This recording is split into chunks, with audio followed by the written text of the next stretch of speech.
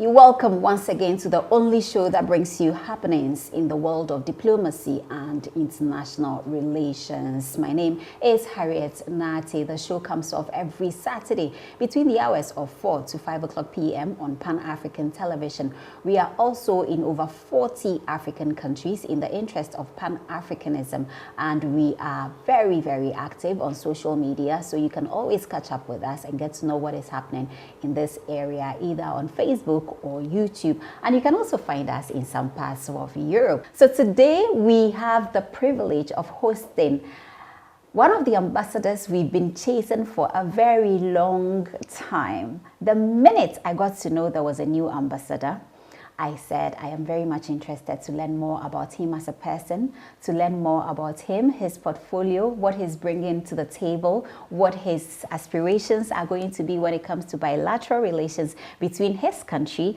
and Ghana. My guest is the ambassador of Germany, and he is representing Germany's interest, the government, the people, and of course relations between our two countries right here in Ghana. He's in the person of His Excellency Daniel Krall, and we will be talking about Germany and Ghana, the various areas of collaboration today, tomorrow, and perhaps what the future holds for the two countries. Excellency, it's good to have you on the show. Thank you so much for your time. Wonderful. It's great to be on your show, on your important show for Ghana and for the continent. Thank you so much, Your Excellency.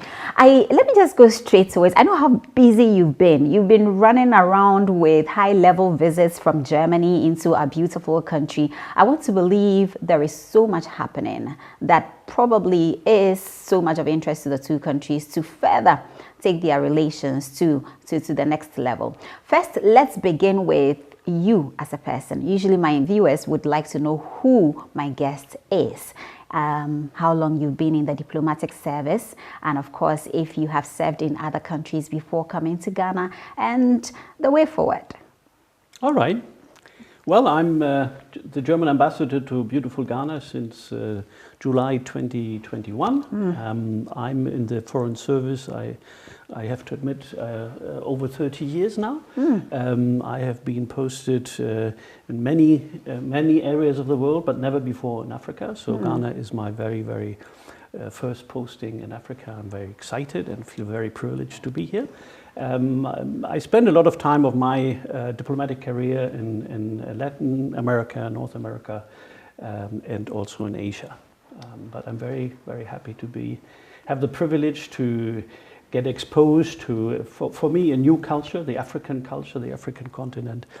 And it has been a very exciting time, and I'm looking forward to another 2 years here in the country. Right. It's a pleasure to have you in our beautiful country. I believe so far it's been great. Very progressive. It's amazing. No, it's very, at the same time, very challenging. As we all know, Ghana and West Africa and the entire continent is going through some very difficult times, partly due to developments in Russia and the Russian war in Ukraine and related to COVID. So I came here just at the end of the COVID epidemic. So I only got a few weeks, a month with the challenges of the restrictions of the pandemic, and then we could sense a little takeoff, and then the terrible Russian war on Ukraine started. Let's get into Germany's interest in Africa. Let's talk about Germany's foreign policy with regard to Africa.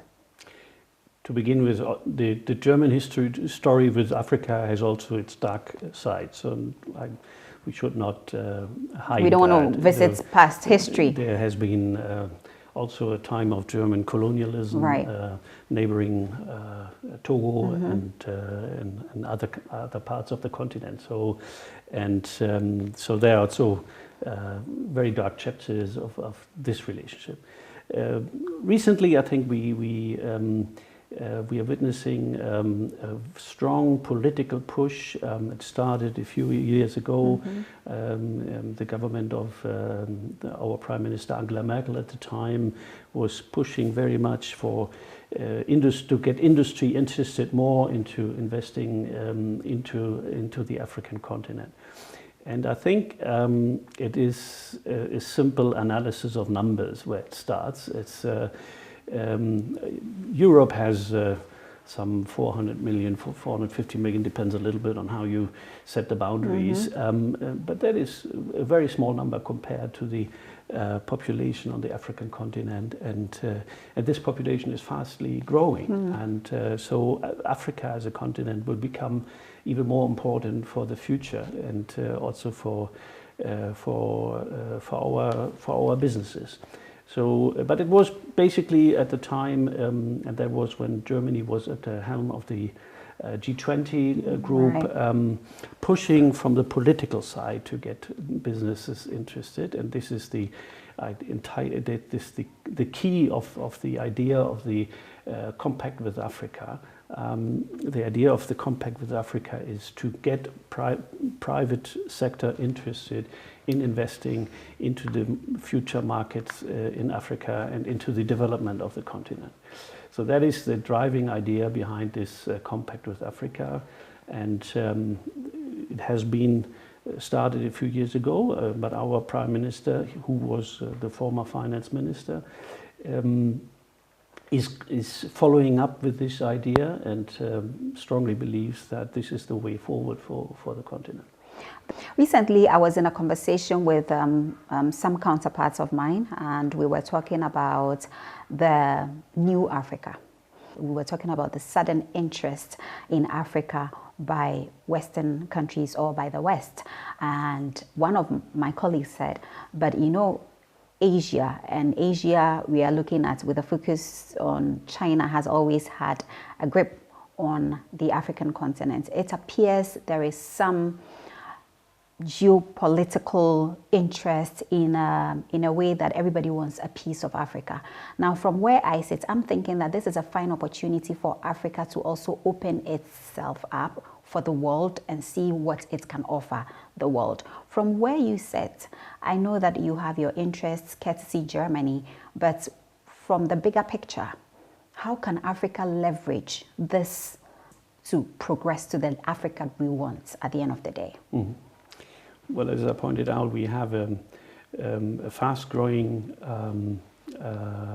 population on the continent, and if you only look at the corridor from Abidjan to Lagos, which is one of the fastest-growing region on the continent, very dynamic. You can clearly see that with this growing number of people living in this area, only the basic needs the demand for water supply, for nutrition, for housing, for electricity, for energy, for mobility, for connectivity, for communication, they will be growing very, very fast. And I think it is the obvious that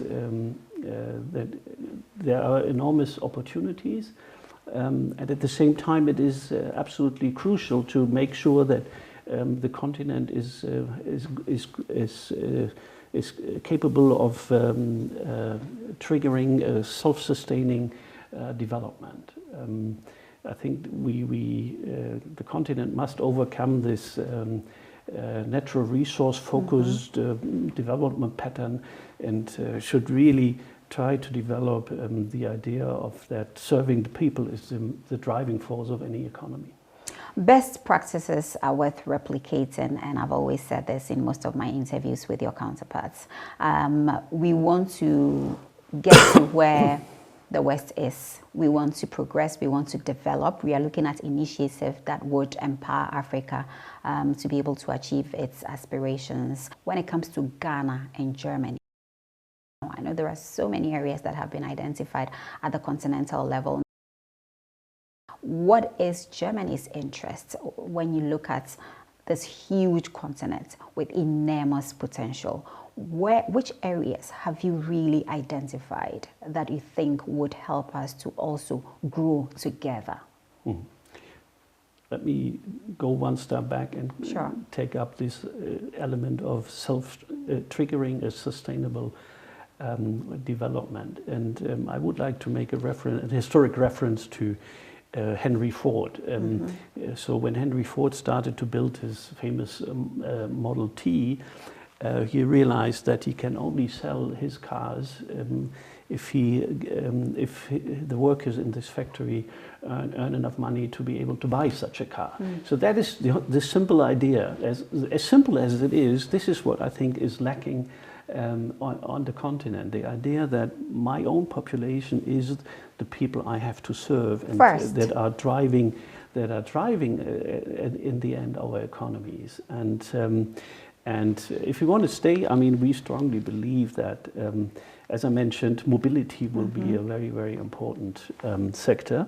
It's of course also it's about trains and airplanes. It will also be about cars. We are engaging since quite a while with not only with the Ghanaian government but with the governments of the region to really get forward an automotive sector policy that will attract industrial investment in the car manufacturing and the automotive part industry. So I strongly believe that that is something that will be very, very important, and there's a high potential. It is closely related to the willingness of the countries to cooperate and also to give up certain privileges and custom barriers. So there are vested interests of people who have been profiting in the past from these things. So it is also, of course, a very political, sensible area. But Ghana alone is just too small for these kind of industries. So you need larger markets. And if Africa wants to attract more investment in automotive industry, they need to create these larger markets. It's an economy of scale, and that's the only way forward for the continent. So that takes me to industrialization. We'll talk about the assembling plant for Volkswagen here in Ghana. We'll talk about the desire for Africa to have a seat at the table, at the global table, to be part of world affairs, to also be able to call the shots. We've seen the recent integration of Africa in trade, commerce, where the African Continental Free Trade Area has been established with a secretariat here in Accra. From where you said, do you think this is the trigger that we need to put it up there? The African Continental Free Trade Area Secretariat, of course, is a very, very important institution, and that. But there's a lot of good thinking, but I think that the government should move more swiftly to action and to implementing, and we are still not there yet. So and I know that the industry is willing to look into investing, but as I pointed out, they only will do that when they find a market that justifies the investment in large-scale production. Otherwise, it would be more economically more feasible to just bring the cars from South Africa to the region. But at the same time, I think Ghana should not only focus on assembling, but also I think there are very, very important intermediate steps in the car parts manufacturing industry. And if you look at several countries around the globe, you find countries that have been very, very successful in setting up a sector policy. But that is important. You have to set up a policy, and then you have to implement it, and you have to stick to your promises. And there, I think, I see some room for improvement in the region. Eventually, we will get there. We cannot progress. We cannot actually function without peace. Let's talk about security. I do believe this is key when it comes to the areas of interest between Africa and Germany, Germany and Africa, and Germany and Ghana as well. What are we doing politically? What are we doing in that area? We saw the visit of the European High Representative to Ghana, and this was like very important on his agenda when he came, because he's had to visit other African countries as well. And assessing the situation from where he sits, he mentioned that the EU is ready and has always been to support Africa and Ghana in fighting terrorism. Let's look at Germany. Where do you come in? Well, I think the peacefulness of Ghana has always been a very, very important competitive advantage in attracting foreign investment, and so it's, I think, in the key interest of Ghana to safeguard this stability and peace in the country. As you rightly pointed out, for the European Union and Germany being a member of the Union, we strongly believe that peace in West Africa is key for development and for stability for the continent. And if we don't support our African partners in their endeavor to keep peace and safeguard security, then the growing conflicts sooner or later will also have a negative impact of our own situation in Europe. So we are supporting the Ghanaian security forces, the Ghana Armed Forces, since dates back to the 70s. Actually, we have a very hands-on approach, trying to provide the needs of the practitioners. So we have some very exciting project, for example, in dog training. So sounds maybe a little funny, but it can play a very, very crucial role when you have dogs that are trained to discover explosives, to discover arms. So we are actually just extended this project to the north. So in the Baku area, that of course it's obvious how relevant this is. So in addition to that, we are happy to also support the security forces in the efforts to gather information and these kind of things. Obviously, we are interconnected.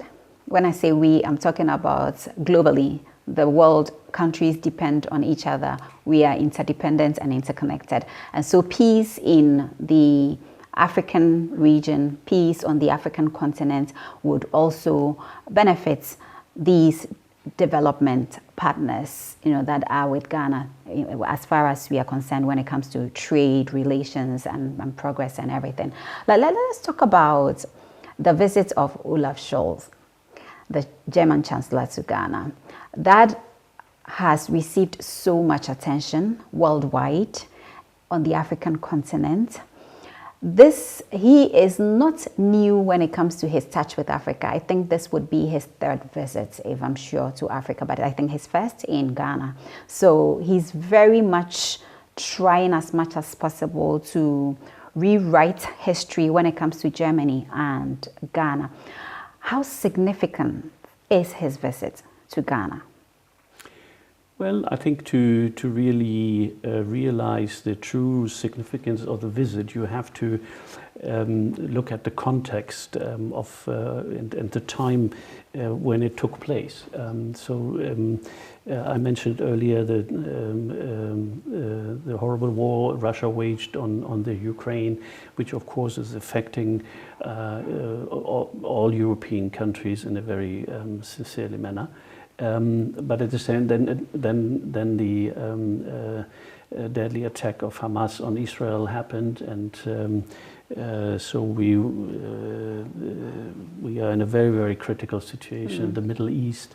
And despite all these challenges, the Chancellor decided to stick to his plan and to realize his third visit to Africa in his time as Prime Minister, which is a little less than 2 years. So that shows his continued commitment to the continent. And coming to Nigeria and to Ghana underscores the relevance we attach to this part of the continent. We strongly believe that the two countries' visitors have to play a key role in stabilizing the region, and they have to act together in trying to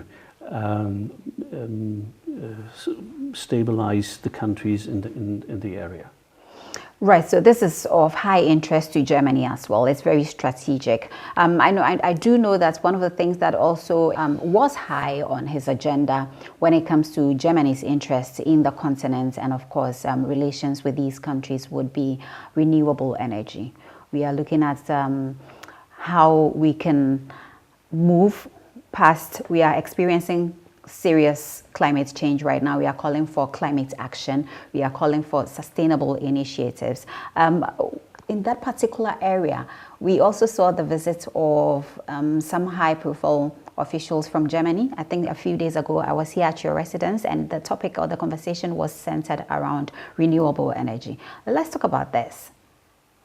Well, you mentioned this visit from the Science Research Center Jülich. That is one of the leading institutes when it comes to research in renewable energy. And we had in the delegation there were two very highly decorated and well-known scientists in the field of production of green hydrogen and on the question of transport and storing green hydrogen. And their message was quite clear. They said Ghana is a sweet spot for production of green hydrogen, given the solar energy, solar power resources, giving wind potential, and of course also the hydropower that is available. And it is not so much, or not in the first place, about producing green hydrogen and exporting it, but it's rather about the growing needs of the dynamic region I mentioned earlier, from Abidjan to Lagos. This is fast growing, and the need for energy in this area will dramatically increase. And if we take the challenges and risk of climate change seriously, then this growth of energy needs should not be satisfied by fossil energy, but rather with renewable energy to make sure that the carbon footprint is not increasing.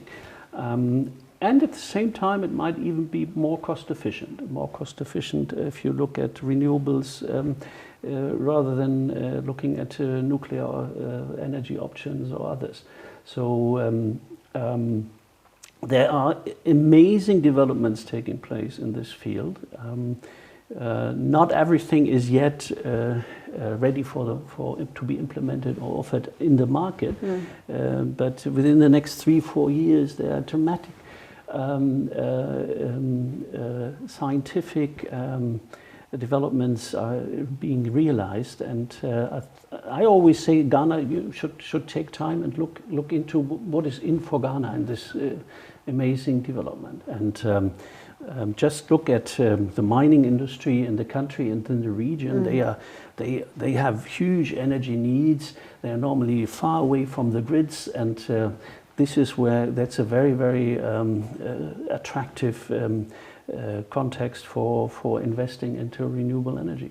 How practical? I want us to put this into proper context, practical context, if I can put it that way. I would want us to look at transitioning into green energy, looking at the power outages that the country is experiencing recently. Before you blink, the power is off, and businesses are suffering. We have investors are complaining. The Ghana's investment climate, people are really disturbed by this development. This is not going to be the first time, actually. This is like going through a phase every now and then. So how is this going to really curb the situation? Is this, if we should the government pay attention to this particular conversation when it comes to green energy? Is that going to really take us out of this problem, you think? You mean the problem of energy supply? Supply and reliability of supplies.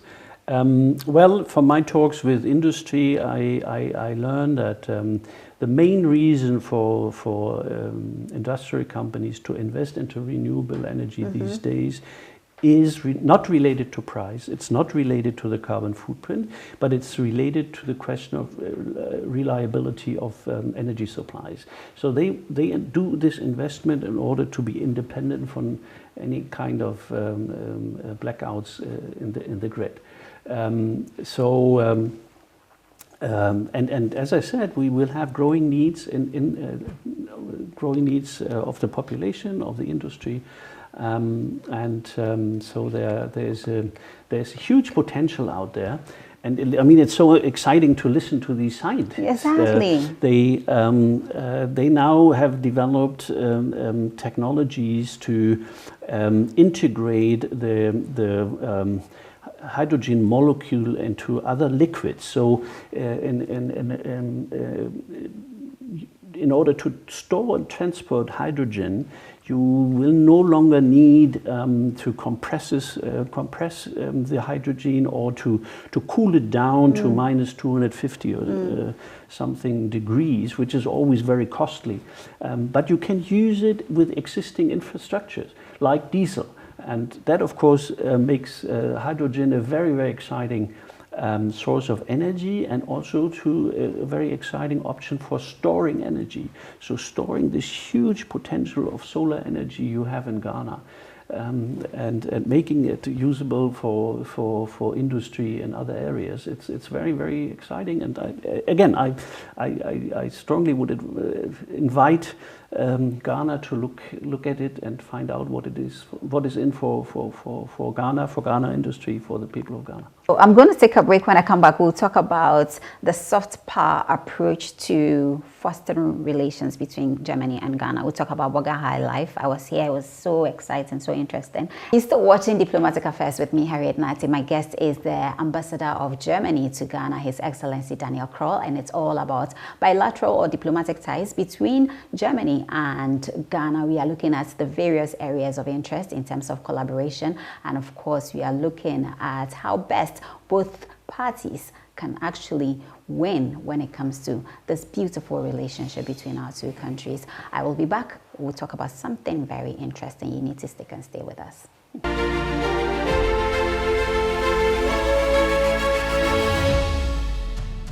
Welcome once again. You're still watching Diplomatic Affairs. It's the only show that brings you all the documentations regarding diplomacy and international relations here in our country, and of course beyond the borders of our beautiful country. My guest has been the Ambassador of Germany to Ghana, His Excellency Daniel Kroll, and we've been doing all the political stuff. Now I want us to look at the soft power approach to fostering relations, people-to-people relations, which is very important when it comes to exchanges between countries. Excellency, I was here at your residence.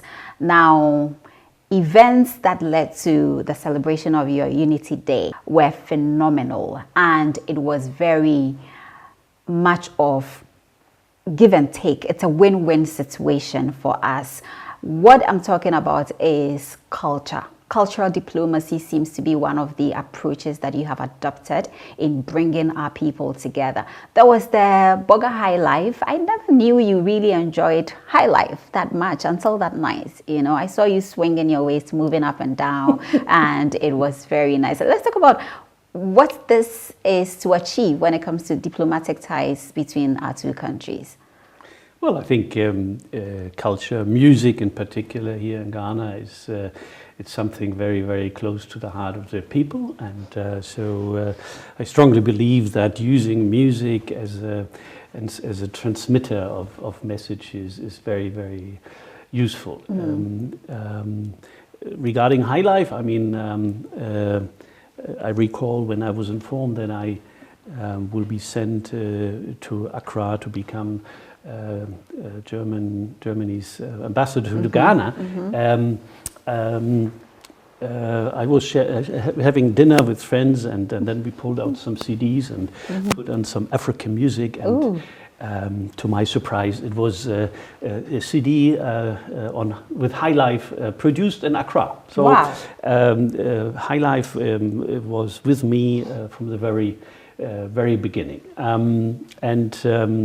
I think High Life in particular is an amazing part of Ghanaian culture, and I'm very happy that in one important period of this history, Germany was part of it. We are looking at the time when Ghanaian artists spend a lot of time in Europe, right. including in Germany. And jointly with German producers and technicians, they then came up with what they called what then was later called Boga High Life. Boga High Life. And I was so happy to be able to convince Charles Amoa to join us on our National Day and join me in handing out rewards to these legends of high life, and I think that was a very nice ceremony, and also to show our appreciation for the great work these amazing artists have done. And from the feedback we got also from Ghana, I think it was very well received. It feels like it was just yesterday, you know, when we came over to your residence and we had this beautiful feel of our local language, which has become very global now. I saw the young artists also on stage that night. Ochiame Kwame was there, who is a climate activist. Ochiame was there.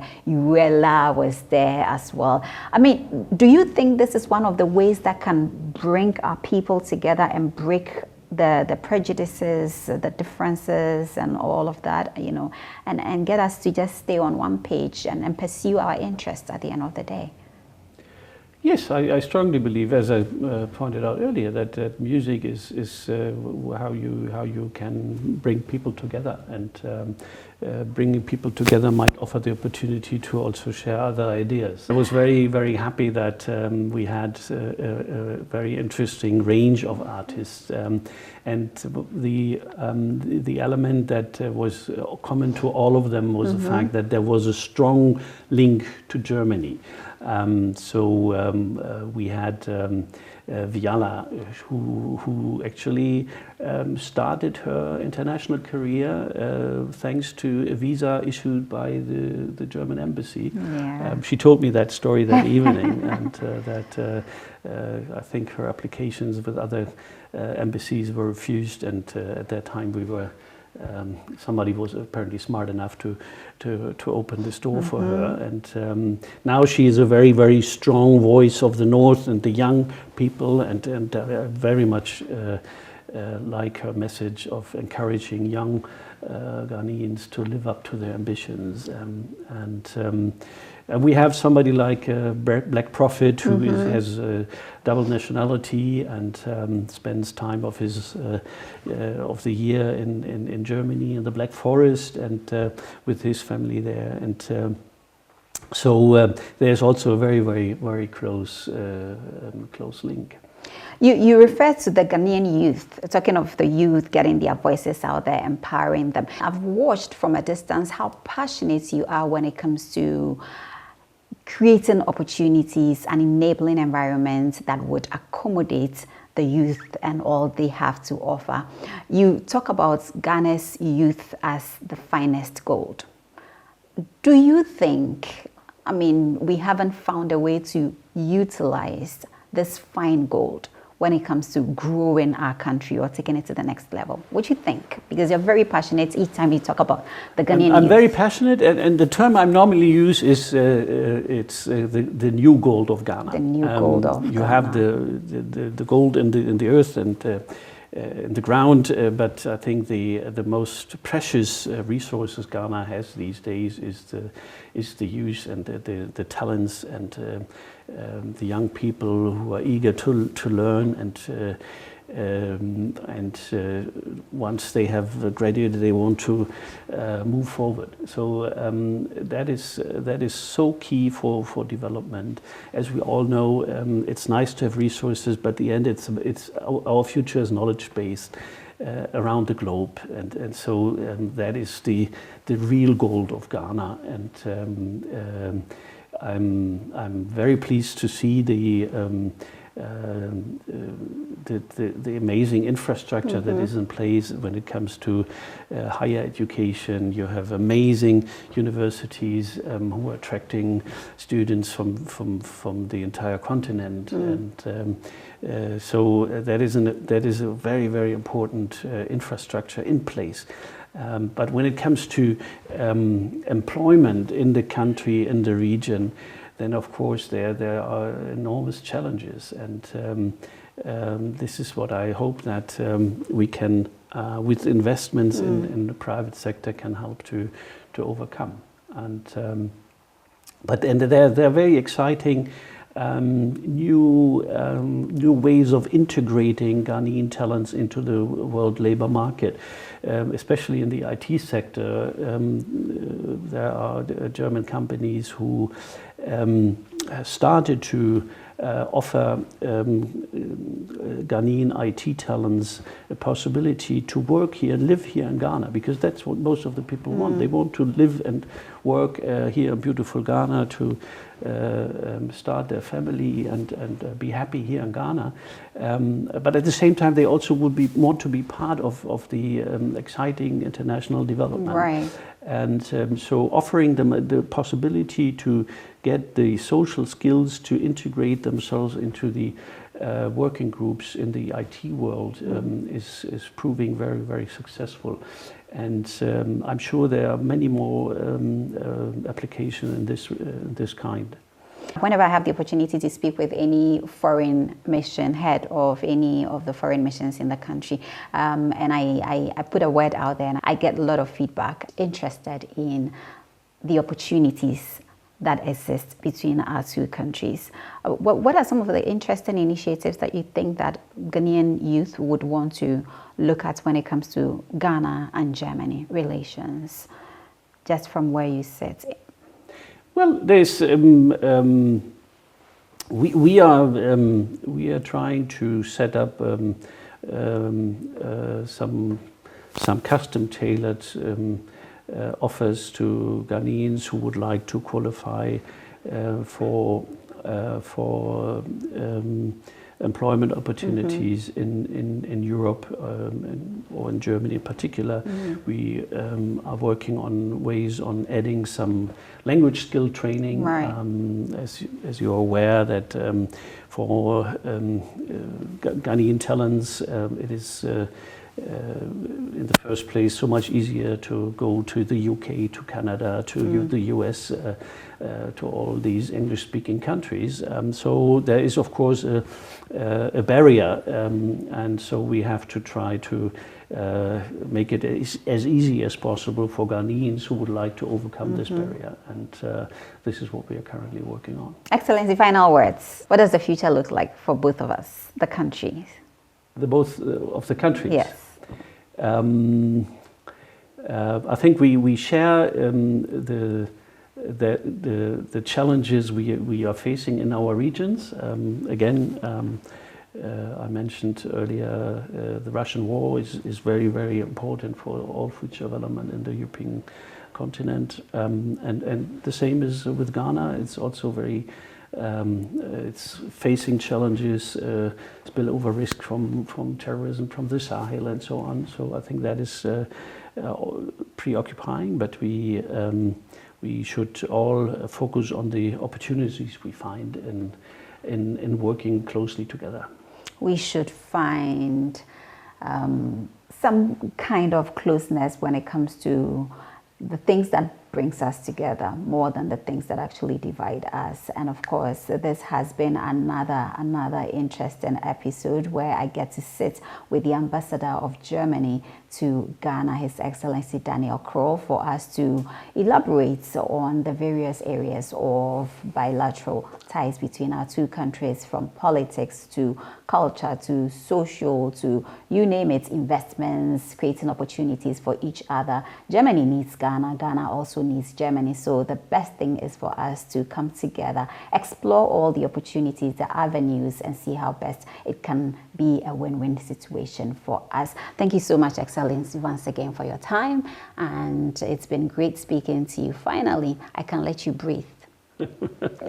Happy to be on your show. Thank you very much. Right. So thank you so much for watching this Saturday's episode of the Diplomatic Affairs TV show on Pan-African Television. Like I said, we are global. Wherever you find yourself, you can always watch us and get to learn more about relations, bilateral relations, and even at the multilateral level, relations between the world, countries, the people, and the opportunities that you can get from it. My name is Harriet Nate, and I look forward to seeing you same time next week.